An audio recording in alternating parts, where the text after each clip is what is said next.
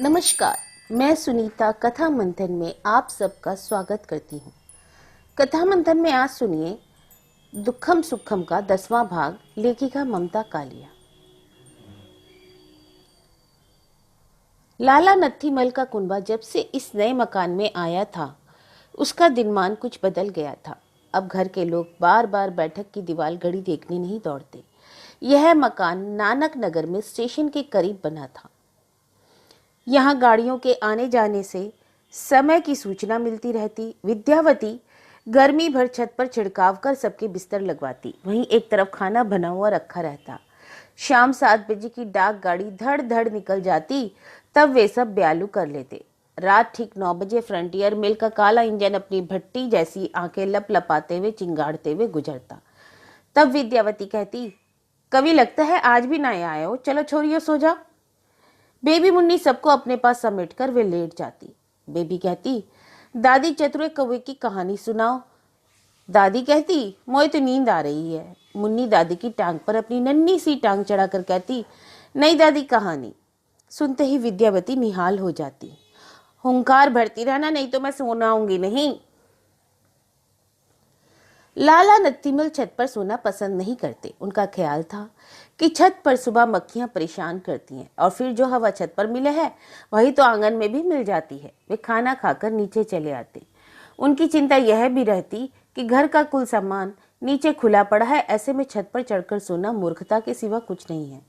लेकिन आंगन में लेटे हुए भी जब तक उन्हें नींद ना आती, वे एक कान से छत की बातचीत सुनते रहते। कभी नीचे से ही बमक पड़ते, विद्यावती तूने वह बात ना बताई हो। इसलिए विद्यावती अपनी आवाज दबाकर कहानी सुनाती। कभी वह बच्चों की फरमाइश के अनुसार कहानी बनाकर सुनाती, तो कभी बच्चे सुनी हुई कहानी फिर से सुनना चाहते, या कभी वह नई नकोर कहानी सुनाने की कोशिश करती। बेबी मुन्नी आधी कहानी सुनते तक नींद में गुम हो जाती। तब इंदु मुन्नी को अपनी घाट पर ले आती। अब जब लीला आ जाती, तब बिल्लू गिल्लू दीपक और बेबी मिलकर खेलते। कभी एक दूसरे की फ्रॉक और कमीज पीछे से पकड़कर वे रेलगाड़ी बन जाते, छक्कम छक्कम करते। उनके सुर में सुर मिलाकर विद्यावती भी गा उठती। इंदु को याद आता, आगरे में जब उन्हें सुशील मुनि के प्रवचनों में ले जाया जाता था, तब वहां यही सुनने को मिलता था, काल चक्र के 6 खंड होते हैं। कभी भग्गो भी अपनी पढ़ाई जल्दी समाप्त करके छत पर आ जाती। वह आग्रह करती, जीजी वह वाली कहानी सुनाओ ना, सौताल वाली।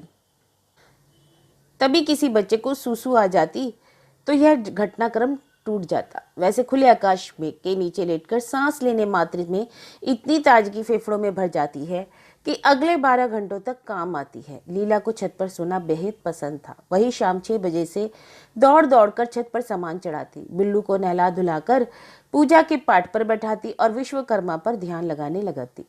इतनी मुश्किलों के बीच उसे यह तसल्ली होती कि उसके 3 बेटे हैं, बेटे कोई नहीं। ये पल पुस जाए तो अपने घर पर संभाल लेंगे, वह सोचती। मन्ना लाल के बार बार घर से चले जाने का संकेतार्थ अब उसकी समझ में आने लगा था। मन्ना लाल घर से अपने से भागे फिरते थे। जब उन्हें लगता कि घर उन्हें अपनी सर्वग्रासी गुंजलक से लील रहा है, वे भाग खड़े होते। अथवा यह एक तिहाजू पति का अपनी नई नकोर पत्नी से परिताप पलायन था। इंदु की समस्या लीला से बिल्कुल अलग थी। उसके पति के अनुराग, उताप और उत्तेजना में कहीं कोई कमी नहीं थी। फिर भी वह यहाँ ससुराल में उपेक्षिता का जीवन जी रही थी। कभी कभी उसका जी एकदम विरक्त हो जाता। सास ससुर आवाज लगाते रहते, नंदे टोकती मार रहती। वह एकदम जड़ निस्पंद चौके के पटरे पर बैठी चूल्हे की लपट देखती रहती। वह ना बोलती ना डोलती। केवल जब मुन्नी घुटनों के बल घिसटती, मम्मी टुक्की, वह एकदम से जाग जाती और लपककर बच्ची को गोद में ले लेती। मुन्नी ने अभी तक पैदल चलना शुरू नहीं किया था। उसकी टांगों में ताकत नहीं थी। घर के सब बड़े बच्चे उसे मालगाड़ी कहते। उसके सामने एक दूसरे की कमीज पकड़कर धीमे धीमे कहते, छुक छुक छुक छुक। तब बेबी उसके पास जाकर अपनी नन्ही बाहों से छाप बना लेती और कहती, मेली मुन्नी को चिढ़ाओ मत, मैं मालूंगी। नानक नगर वाले मकान की दाहिनी ओर के 2 कमरों का हिस्सा लाला नत्थीमल ने एक वैद्य जी को किराए पर दे दिया था। वैद्य जी ने एक कमरे में साइन बोर्ड से अपनी पुरानी प्रैक्टिस की नई शुरुआत की। उनके आने से एक आराम यह हो गया था कि परिवार में छोटी मोटी तकलीफों के लिए तुरंत दवाई वैद्य जी से मिल जाती। विद्यावती की पीठ का फोड़ा जब तक पनप जाता, वैद्य जी ने नासूर देखकर एक भूरे रंग के पाउडर की खुराक खाने को दी और मल्हम की डिब्बी अलग। जब विद्यावती नियम से दवा खा और लगा लेती तो उन्हें कुछ आराम हो जाता, पर वे दवा लेने में बेहद अनियमित थी। अगर भगवती याद न रखे तो वे दवा लेना भूल जाती और फोड़े में फिर चीज उठ जाती। वैद्य जी के बच्चे भी छोटे थे, उनमें से कोई भी स्कूल नहीं जाता था। उनकी पत्नी विशाखा अच्छे स्वभाव की थी, लेकिन वह 3 बच्चों से इतनी अकबकाई रहती कि कभी कभी पड़ोस में बैठने बतियाने की फुर्सत ही न मिलती। विद्यावती को यह शिकायत रहती कि घर में उन्हें मुंह बांध कर बैठना पड़ता है। किराएदारिन कभी बात नहीं करती। लाला नत्थीमल मग्न थे कि वैद्य जी ठीक पहली को उनके हाथ में किराए के 20 रुपए रख देते हैं। सबसे पहले बच्चों ने आपस की दूरियां खत्म की। वैद्य जी की बिटिया पूजा बेबी की उम्र की थी। उसकी गेंद लुढ़कती हुई आंगन की नाली में पहुंच गई। बेबी ने नाली से गेंद निकालकर पूजा को दी। दोनों ने एक दूसरे को नाम बताया। बेबी अपना नाम प्रतिभा बोल नहीं पाती थी। कोई उसके नाम पूछे तो वह कहती पपीता। सुनने वाला अगर हंस पड़ता तो वह रोने लगती। पूजा का उच्चारण साफ था, लेकिन वह उसे बेबी कहने लगी। पूजा के दोनों भाई हेमंत और वसंत उससे छोटे थे। मुन्नी 2 साल की होकर भी अभी पैदल नहीं चल पाती थी। वह घिसट घिसट कर बड़ी बहन के पीछे चल पड़ती। जब उसे आंगन में बैठाया जाता तो वह घुटनों के बल वैद्य जी के घर चली जाती। एक शाम मुन्नी इसी तरह वैद्य जी के कमरे में पहुंच गई, जहां उनके तीनों बच्चे चेचक के प्रकोप से पीड़ित एक ही बिस्तर पर पड़े थे। विशाखा ने बच्ची को कमरे में आने से रोकने की कोशिश की, पर जमीन पर लगे बिस्तर पर मुन्नी झट से सरक आई। वह बच्चों को छूकर जगाने लगी। भैया उठो, भैया उठो। विशाखा ने उसे गोद में भरकर इंदु के पास पहुंचाया। दीदी इसे संभाल लो, हमारे बच्चे बुखार में तप रहे हैं, उसने कहा। इंदु ने पूछा, कैसा बुखार है? क्या पता, मियादी लगे जाने। विशाखा चेचक वाली बात छुपा गई। तीसरे दिन मुन्नी के पेट पर लाल रंग की मरोरियां उभर आई। देखते देखते बदन तपने लगा और शाम तक बच्ची निढाल हो गई। विद्यावती, इंदु लाली को तो शीतला माता आए लागी है। इंदु का जी धक से रह गया। उसे लगा हो ना हो यह वैद्य जी के घर से ही छूत आई है।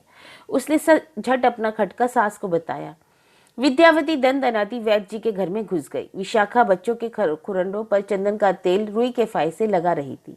विद्यावती ने कहा, ए जी वैद्य जी, आपको यही घर मिला था बीमारी फैलाने को? बता नहीं सकते थे हमारी लाली को माता निकर आई, इसका हर्जाना कौन भरेगा? वैद्य जी बोले, हम तो पहले से ही परेशान हैं, तीनों बच्चे बीमार पड़े हैं, आप अपने बच्चन संभाल कर रखें। इंदु के पास भाई की दी हुई दवाइयों की पुड़िया थी। उसकी समझ नहीं आया इतने छोटे बच्चे को कितनी खुराक दवा दी जाए। उन लोगों ने घर में नीम का धुआं किया। लाल दवाई से बच्ची के हाथ पैर पेट पहुंचे, पर बदन पर दाने फैलते चले गए। बच्ची के मुंह, कान, जीभ, आंख से लेकर पैर के तलवों तक दाने में मवाद भर गई। लाला जी भी मुन्नी की बीमारी से घबरा गए। डॉक्टर टोपा को फीस देकर बुलाया गया।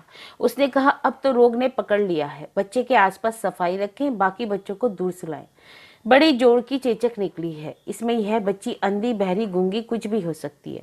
बुखार कम करने की दवा मैं भिजवा देता हूँ, तब तक सिर पर गीली पट्टी रखें।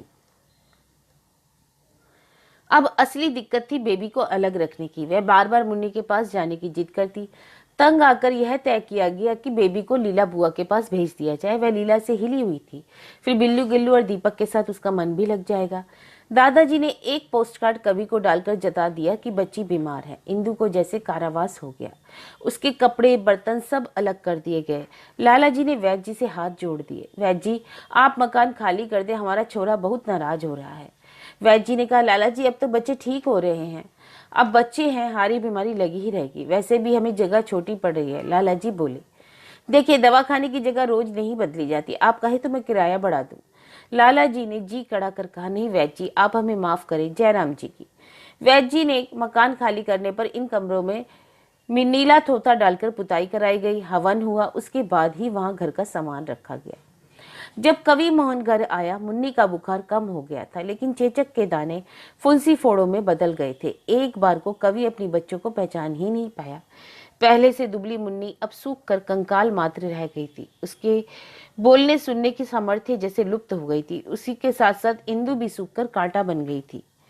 पहले कवि मोहन खीन हुआ, फिर अफसन, उसके बाद वह यकायक फट पड़ा। जीजी, मैं इन लोगों को कौन के भरोसे छोड़ गया था? आपके भरोसे ना। इनकी जेगत बनाई तुमने। मैं आधी तनख्वाह दादाजी को भेजता हूँ, जाई मारे कि इन्हें रोटी मिलती रहे। वहू ना दे पाई तुम? इससे तो अच्छा होता मैं इन्हें फूक पजार कर मोए बुलाती। अब पिता सामने आए। तो ये अपनी धी लुगाई दिखी, तूने मैया का जीवन नाय देखो है, छोरी के लिए बर्तन उपवास के कर रही है, क्या छटांकी रह गई है। हमने तो भैया छोरी छौरा में कुछ फर्क ना कियो है, पूछ लो बाकी मैया से। माता आई गई तो हम क्या करें, हमसे पूछ कर तो ना आया हो है। विद्यावती को थोड़ा ढांढस बंधा, बोली डॉक्टर हम बुलाए, बसौड़ा हम पूजे, नजर हम उतरवाए, पूछ लो या बहू से कौन जतन नहीं किए। वाकई पिछले 4 दिनों से दादी रोज सुबह मुन्नी के कान के पास ले जाकर थाली बजाती और कहती, मुन्नी उठ लाली, देख भगवान भास्कर कह गए हैं, जो जागत है सो पावत है, जो सोवत है सो खोवत है। असहाय आक्रोश से खलबलाते कवि मोहन ने अपना कुर्ता कंधे पर से चीर कर तार तार कर डाला। तुम ही बताओ जीजी, दादाजी मैं नौकरी करूं या बच्चे पालूं। इंदुपति के कमरे में आई, हथेलियों की कैची बना सिर के नीचे रखकर कवि छत की कड़ियां ताक रहा था। चिंता मग्न कवि की इस मुद्रा से पत्नी अच्छी तरह परिचित थी। गिले शिकवों से गले भरी इंदु के पास धीरज की जमा पूंजी निशेष हो चुकी थी। इस वक्त उसे यही लग रहा था पति ने उसे गुलामी के गहरे गड्ढे में धंसाकर अपनी आजादी कमाई है। 6 माह से आकर डांट डपट करने के सिवा और कौन सी जिम्मेदारी निभाते हैं। क्रोध के अतिरेक के बाद कवि का मन वैराग होने लगा। वह वहां से भाग भाग कर क्यों आता है जहाँ एक पल का चैन नहीं।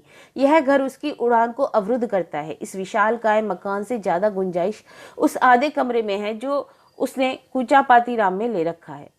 वहां वह जब चाहे अपनी डायरी उठाकर कविता लिख सकता है, जब चाहे बिजली का खटका दबाकर पुस्तक पढ़ सकता है। किताबों से भरी एक अलमारी उसके पास है। यह स्त्री जिसका नाम इंदु है, अगर उसे नहीं समझेगी तो जरूर पीछे छूट जाएगी। उसके सामने प्रगति का अनंत आकाश है। यहाँ घर के लोग उसे पीछे धकेलते हैं। ये उसे कुएं का मेंढक बनाना चाहते हैं। इंदु पति का मनोविज्ञान पहचान कर बोली, मुन्नी रात में रोती है, मैं उसके पास जाती हूँ। बगल में पड़ी चारपाई पर मुन्नी सो रही थी, वहीं इंदु जाकर लेट गई। शरीर की अनिवार्यता रात के एक लम्हे में उन्हें पास लाई। उसके बाद वे अपने अपने बिस्तर पर कैद हो गए। सुबह उठते ही कवि को दिल्ली के 10 काम याद आ गए। माँ बाप ने बार बार कहा कि एक दिन रुक जा। कवि नहीं माना। उसकी दलील थी, जो होना था हो गया, अब मेरे किए कुछ ना होगा। स्टेशन जाते समय उसने तांगा गली रवालिया की तरफ मोड़ लिया। बेबी घर के सामने इक्कड़ दुक्कड़ खेल रही थी। उसे प्यार से घपची मिले। कवि ने उसके हाथ पर 5 का नोट रखा और बिल्लू गुल्लू व दीपक को प्यार कर चला गया। ताज्जुब की परिवार से अलग होकर उसे तसल्ली का एहसास हुआ। यह आजादी के बाद के दिनों की दिल्ली थी। इसका प्रधान रंग तिरंगा था। लाल किले पर आजाद भारत का परचम शान से लहरा रहा था, लेकिन ठीक उसके नीचे लाल किले की बाहरी दीवार से सटे ना जाने कितने शरणार्थी अपने अपने टीन कनस्तर गठरी मोटरी लेकर खुले में बैठे हुए थे। सबके चेहरों पर परेशानी और उलझन थी। स्त्रियों ने अपने सिर दुपट्टे से ढके हुए थे, लेकिन तेज हवा के झोंके चलने से दुपट्टे फिसल जाते। कभी अगस्त का बादल बरस जाता तो खुले आसमान के नीचे पड़े सामान को समेटने की नाकाम कोशिश में कई जोड़ी बाहें उघड़ जाती। दरियागंज, तुर्कमान गेट, लाल किला, जैन मंदिर और गुरुद्वारा सीसगंज की तरफ से एलानिया तांगा कई बार मुनादी करता निकलता, भाइयों और बहनों, सरकार की तरफ से जगह जगह कैंप लगाए गए हैं। आपसे गुजारिश है वहां जाकर अपना नाम दर्ज करवाएं और अपनी बारी का इंतजार करें। खुले में रात ना बिताएं। मुनादी सुनने वाले बेघर बार लोग और सिकुड़कर बैठ जाते। कई कैंपों की बुरी हालत देखने के बाद ही वे खुले आसमान के तले आकर बैठे थे। कैंपों में इंसान जानवरों से भी बदतर हाल में रह रहे थे। इनकी तरफ देखने पर आजादी की सारी उमंग झूठी लगती। कवि मोहन कॉलेज जाते और आते वक्त से ये दृश्य देखकर उदास हो जाता। कॉलेज में उसे संस्थापक दिवस समारोह की कार्यक्रम समिति में रखा गया। प्रिंसिपल चाहते थे कि वह कुछ फड़कते हुए देश गान तैयार करे, लेकिन कवि का मन आजादी की विसंगतियों से डावाडोल रहता। वह विद्यार्थियों को मेरे नगपति, मेरे विशाल और बड़े चलो बड़े चलो जैसे गाने कंठस्थ नहीं करवा पाया। इसकी बजाय उसने दिनकर की पुस्तक हुंकार से कविता ली। छात्र और छात्राओं को इन कविताओं की शब्द योजना और स्वर समझ आ गया था। उन्होंने अभ्यास कर इन्हें कंठस्थ भी कर लिया।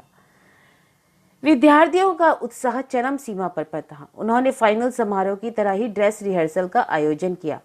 बाकी सब आइटम तो ठीक रहे, पर समूह गान पर प्रिंसिपल अटक गए। उन्होंने कहा, जलसे में हमने रक्षा मंत्री को बतौर मुख्य अतिथि बुलाया है। अगर वे पूछेंगे राज सिंहासन डावाडोल से आपका क्या तात्पर्य है, तो हम क्या जवाब देंगे? कवि, सर ये स्वाधीनता से पहले की कविता है, तभी के जज्बात इसमें आए हैं।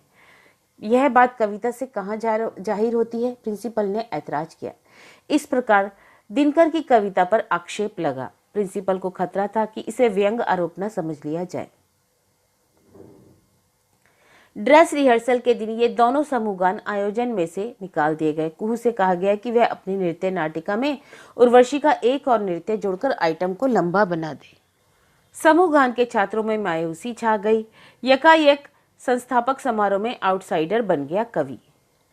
अगले दिन उत्सव था। कवि मोहन कॉलेज गया ही नहीं। वह अपने कमरे में लेटे लेटे लाइफ ऑफ जॉनसन पढ़ता रहा। कवि की अनुपस्थिति के तीखेपन से कुहू ने कुछ महसूस किया। कवि के जीवन में कुहू वही तक थी जहां इंदु उसे अकेला छोड़ती। उसके मन में एक बुद्धिजीवी साथी की ललक बनी हुई थी। उसे लगता उसके पहलू में कोई हो जो उसके सपने और सरोकर समझे, जिसे वह अपने मन का साथी बना सके, जिसके लिए वह उसकी खुशी अहम हो। कॉलेज में फ्री पीरियड के दौरान उन दोनों में वार्तालाप तो अक्सर होता था, पर वह संवाद से ज्यादा विवाद की शक्ल ले लेता।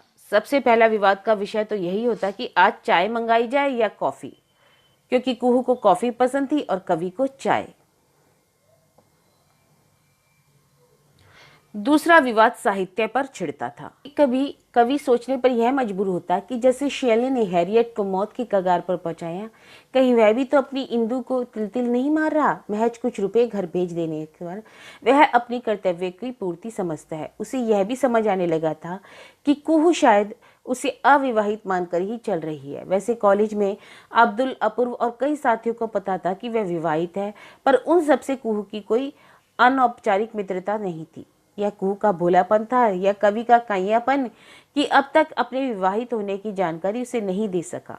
वह अपने को रोज यही बुलावा देता रहा कि बिना किसी संदर्भ और प्रसंग के वह कैसे कुहू से कह सकता है कि सुनो ना, मैं बाल बच्चेदार आदमी हूं, तुम मुझे अपना संभावित साथी मत समझो।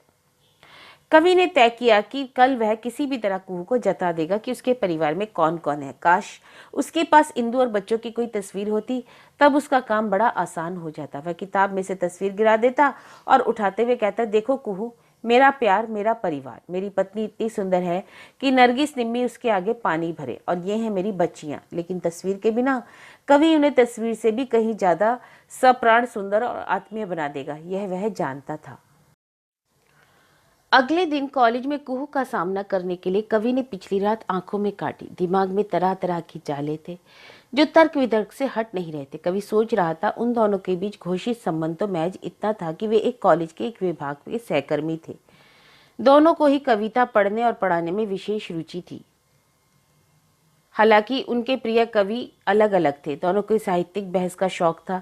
यह बात अलग है कि कई बार उनकी बहस एकाधिक दिन तक चला करती। स्टाफ रूम में मौजूद बाकी लोग भी इसमें दिलचस्पी से यह नजारा देखते और इसके साथ साथ सतह के नीचे पनपने वाली वह मित्रता थी जिसकी पृष्ठभूमि दोनों की असावधानी से निर्मित हुई थी। कुहू के बार बार जोर देने पर कवि मोहन के उसके घर जाने के 6-7 प्रसंग, देवाशीष के कविता या अध्ययन सुधार के 4-5 सत्र और कुल जमा एक बार कवि का उनके घर पर रात्रिकालीन भोजन। उस दिन की बात से कवि को आज भी हंसी आ जाती है। जैसे कुहू की माँ ने ताज्जुब से कहा था, ओ माँ, ये बोका मच्छर झोल खाता नहीं, इसको हम क्या खिलाएं। उस रात कवि ने उनके यहाँ सिर्फ चने की दाल से लूची खाई थी। कवि को उस परिवार का बेतकल्लुफ भाव पसंद था। वहां सब सदस्यों का आपस में सहज संवाद था। लड़के लड़की की मित्रता के प्रति ना कोई संदेह ना संकोच, बल्कि उसके पिता स्वयं कहते, कोबी, इस पूजों पर तुम हमारे साथ कोलकाता चलो, बहुत अच्छा लगेगा। घर की हदों में कुहू भी एकदम अलग किस्म की लड़की बन जाती। शैल और वर्ड्सवर्थ पर झगड़ने वाली युवती की जगह ताश के पत्ते पाटती फेंकती एक अल्लड़ लड़की। उस परिवार के ताने बाने में कवि एक सदस्य की तरह स्वीकार कर लिया गया था। यहाँ तक कि कवि को बोलचाल की बंगला समझ आने लगी थी। वह रविंद्रनाथ ठाकुर और ईश्वर चंद्र विद्यासागर द्वारा लिखित दोनों बंगला प्राइमर भी खरीद लाया था। रात जब वह आखिरी बस से 10 बजे जाने को कहता, कुहू उसे छोड़ने घर के फाटक तक आती और व्यग्रता से पूछती, फिर कब आओगे। थोड़ी देर दोनों ठिठक खड़े रहते। पूरे चांद की चांदनी में ना सिर्फ बेगम बेलिया के पत्ते वरन कुहू के बाल भी चमकते। उसका दुपट्टा एक क्षण कवि के ऊपर लहरा जाता और वह कहती, adieu till we meet again. कवि बस की जगह बादलों पर सवार होकर वापस लौटता। कवि को याद आया, एक दिन कुहू की माँ ने कहा, ये लड़की को भी एकदम पागल है, इधर बंगाली मार्केट में नहीं उधर करौल बाग जाकर शॉपिंग करना बोलती। तुम इसको ले जाओ, हम तो कभी करौल बाग गया ही नहीं।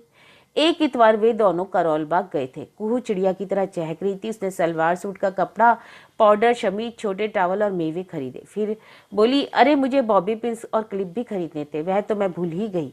वह कवि की बाह पकड़कर एक तरह से घसीटती हुई वापस चल पड़ी थी मार्केट की ओर, जहाँ नुक्कड़ पर ही क्लिप वाला और चाट पकौड़ी वाला बैठा था। जब कुहू ने बालों के लिए तरह तरह के ढेर सारे क्लिप्स और पिन खरीदे, कवि ने भी 3 जोड़ी सुंदर से क्लिप्स खरीद लिए थे।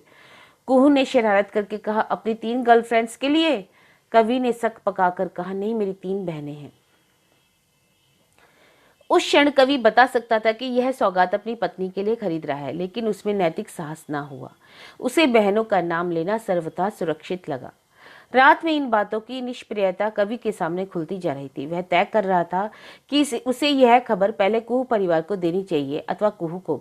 कभी वह सोचता उसे पहले कुहू को बताना चाहिए, क्योंकि परिवार को तो कुहू के माध्यम से ही जान पाया है। इन्हीं द्वंद्वों में फंसा जब कवि कॉलेज पहुंचा, उसने पाया कि आज कुहू कॉलेज नहीं आई है। कवि कुछ प्रकृतिस्थ होकर स्टाफ रूम में अपनी कुर्सी पर बैठ गया। कुछ देर बाद उसको हेड ने बताया, कोहली भट्टाचार्य के फादर को हार्ट अटैक हुआ है, उसका फोन आया था। कवि ने हैरानी से कहा, कब की बात है? लास्ट नाइट बताया था उसने। कवि मोहन ने किसी तरह एक पीरियड लिया, फिर वह बंगाली मार्केट की तरफ चल पड़ा। घर पर ताला लगा था। पड़ोसी ने बताया, शायद जीवन हॉस्पिटल गए हैं सब। सघन चिकित्सा कक्ष के बाहर गलियारे में बेंच पर चिंता मग्न बैठे 3 चेहरे, माँ, देवाशीष और कुहू। उन्हीं से कवि को पता लगा कि रात के खाने के बाद यकायक पिताजी को बेचैनी हुई, बाह में तेज दर्द हुआ और बेहोश हो गए। डॉक्टर आहूजा को बुलाकर दिखाया तो उन्होंने हॉस्पिटल लाने की सलाह दी। गंभीर हार्ट अटैक हुआ है, इस वक्त दवाओं के असर से बेसुध है। मौजूदा हालात में पिताजी की देखभाल के अलावा और किसी विषय पर बातचीत का सवाल ही नहीं था। कॉलेज के कुछ और लोग भी उन्हें देखने आए, लेकिन कवि पर उनके पास बैठने की बाकायदा ड्यूटी लगी थी। कुहू के चाचा का परिवार कलकत्ते से 2-3 दिनों के लिए आकर बीमार का हाल देख गया। सेवा का असली वजन घर के लोगों पर ही था और कवि भी घर का हिस्सा समझा जाने लगा। एक शाम वह भट्टाचार्य के घर में के पास बैठा किताब पढ़ रहा था। तभी स्टाफ नर्स ने आकर उनका रक्तचाप जांचा। कवि से मुस्कुराकर बोली, आपके फादर हैं? नहीं, फादर जैसे हैं। Father in law? नहीं, माय फ्रेंड्स फादर। नर्स के जाने के बहुत देर बाद कवि भट्टाचार्य जी को फलों का रस पिला रहा था। उन्होंने अचानक कहा, कोबी, हमें लगता है अब हम लड़की के बीए कर दी। कवि एक बारगी समझाने की क्या कह रहे हैं। उसे प्राइमर से यह पता चला था कि बोई का मतलब किताब होता है, बीए का मतलब नहीं जानता था। भट्टाचार्य जी कहने लगे, रिटायर होकर हम सोचता था सब काम धीरे धीरे करेगा, किंतु अब तबीयत बोलता है तड़फड़ काम करने से ही बनेगा, ताड़ाताड़ी सब हो जाएगा, पहले आप स्वस्थ होकर घर तो पहुंचे। कवि ने उसको शांत किया। उसे आभास हुआ कि उनका मतलब कुहू की शादी से है। यह वह मौका नहीं था जब कवि इस सत्य का उद्घाटन करता कि वह विवाहित है और 2 बच्चों का पिता है। जब कुहू रात के लिए थर्मस में दूध लेकर हॉस्पिटल आई, तब भी कवि ने यह ना पूछा कि सुनो कुहू, बीए का मतलब क्या होता है।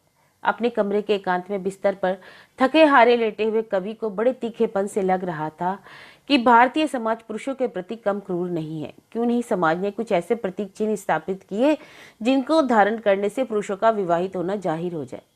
स्त्रियों का कम से कम यह छूट तो है कि वे मंगलसूत्र, सिंदूर, आलता और बिंदी के सहारे अपने विवाहित होने का सबूत पेश करती हैं।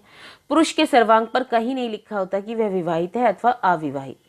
पुरुष शिथिल, थुलथुल, अधेड़ दिखने लगे तब लोग समझ लेते हैं कि ये बाल बच्चेदार आदमी है। अन्यथा अगर वह कवि की तरह लंबा दुबला लड़का जैसा युवा और आकर्षक व्यक्तित्व का हो तो यह समस्या हर संपर्क में स्थापित हो जाती है।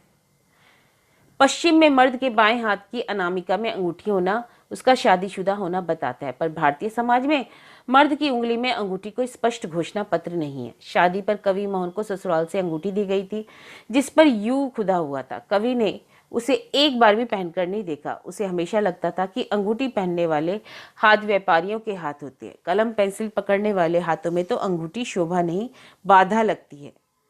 उसकी अंगूठी घर के तिजोरी में अभी भी पड़ी हुई थी। करवट बदल बदल कर सोकर देखा, कवि को नींद न आई तो वह कागज कलम लेकर बैठ गया। उसने लिखना शुरू किया, मेरी दोस्त कुहू। फिर कुछ सोचकर शब्द काट दिए, मेरी दोस्त कुहू। उसे क्या हक है कुहू को मेरी कहने का। आगे उसने लिखा, तुम सोचोगी जब मैं रोज इतने घंटे तुम्हारे पास तुम्हारे साथ होता हूँ, चिट्ठी लिखने की आखिर क्या जरूरत पड़ गई। आज अस्पताल में पिताजी को यकायक तुम्हारी फिक्र होने लगी। उन्होंने कहा वे चाहते हैं कि तुम्हारा बीए कर दे। बंगला सहज ज्ञान पोथी में बीए शब्द का अर्थ तो नहीं जान पाया, पर मैं समझ रहा हूँ कि उसका तात्पर्य तुम्हारे विवाह से है। इसके लिए पहल तो तुम्हें करनी होगी। जैसी सहज सजग और प्रखर तुम हो, अपने अनुरूप साथी ढूंढने का काम सबसे सही तरीके से तुम ही कर सकती हो। अपने आसपास साथियों पर नजर दौड़ाता हूँ तो मुझे कोई तुम्हारी योग्य नहीं लगता, और मैं भी नहीं। काश तुम मुझे 5 साल पहले मिली होती, तब मैं अपना नया उज्जवल प्रथम उल्लास तुम्हें अर्पित करता। अब तो दशा कुछ कुछ एलियट की कविता की शुरुआत जैसी है। मेरी पत्नी इंदु सुंदर है और अच्छी है, लेकिन मेरे विचार लोक में प्रविष्ट नहीं है। उसे अधिक शिक्षित करने का मुझे समय और अवसर ही नहीं मिला। तुम में मैंने अपनी सोलमेट की झलक देखी, जिसका स्विच बोर्ड हमेशा सक्रिय और संवेदन युक्त रहता है। इस पत्र को लिखते हुए मैं एक साथ चिंतातुर और चिंता मुक्त दोनों हो रहा हूँ। तुम समझ सकती हो, तुम्हारा कवि मोहन। पत्र पूरा पढ़कर कवि को एक बार लगा कि क्या किया जाए। अब उसने संबोधन में से 2 शब्द भी काट दिया, मेरी दोस्त कुहू। सिर्फ कुहू बच रहा। अंत में भी एक शब्द काटना पड़ा, तुम्हारा। उसने दूसरी बार पत्र पढ़ा। कटे हुए शब्द लाशों की तरह पृष्ठ पर पड़े थे। कवि चाहता तो चिट्ठी दोबारा नए कागज पर लिख सकता था, पर उसकी आदत थी कि वह कोई भी चीज बस एक बार लिखता, कविता से लेकर लेख तक भी। पत्र को मोड़कर उसने लिफाफे में डाला। लिफाफे के ऊपर कुहू का नाम लिखते हुए कुछ हाथ कांप गया। दूसरा लिफाफा लंबा था, रचनाएं भेजने वाला। उसमें निजी खत डालना अच्छा नहीं लगता। कवि ने मेज पर चिट्ठी रख छोड़ी, उसके ऊपर पेन रख दिया। सोचा सुबह दूसरा लिफाफा लाकर उसको नए सिरे से लिख देगा। आमतौर से कवि देर से सोकर उठता था और हड़बड़ी में तैयार होकर कॉलेज चल देता, किंतु आज सुबह सुबह हल्की फड़फड़ाहट से ही उसकी नींद खुल गई। उसने पाया खिड़की से आ रही हवा से कलम के नीचे दबा कागज रह रहकर फड़फड़ा रहा है, जैसे कह रहा हो मुझे संभाल लो, मैं किसी भी पल उड़ जाऊंगा। जब तक वह चिट्ठी कमरे में रखी रही, कवि मोहन को चुनौती देती रही। उसे लग रहा था कि यह चिट्ठी उसे अंगूठा दिखा रही है कि तुम मुझे डाक में डालोगे कि नहीं। तुम्हें बंगाली मार्केट का पता भूल जाएगा। तुम्हारे पास ना लिफाफा है ना डाक टिकट। तुम इस शहर में अपनी एकमात्र दोस्त को अपनी बेवकूफी से खो दोगे। तुम्हारा नाम कवि मोहन नहीं, मूर्ख मोहन है। कवि से न नाश्ता खाया गया न खाना। वह कॉलेज भी नहीं गया, उसने अखबार भी नहीं पढ़ा। उसके दिमाग में आंधी चलती रही, किस मुंह से वह कॉलेज जाता रहेगा। कुहू उसे क्यों क्षमा करेगी और उसका परिवार। आखिरकार सत्य का बोझ और अधिक सहना कवि के लिए असहनीय हो गया और शाम 5 बजे वह चिट्ठी डाक पेटी में छोड़ ही आया।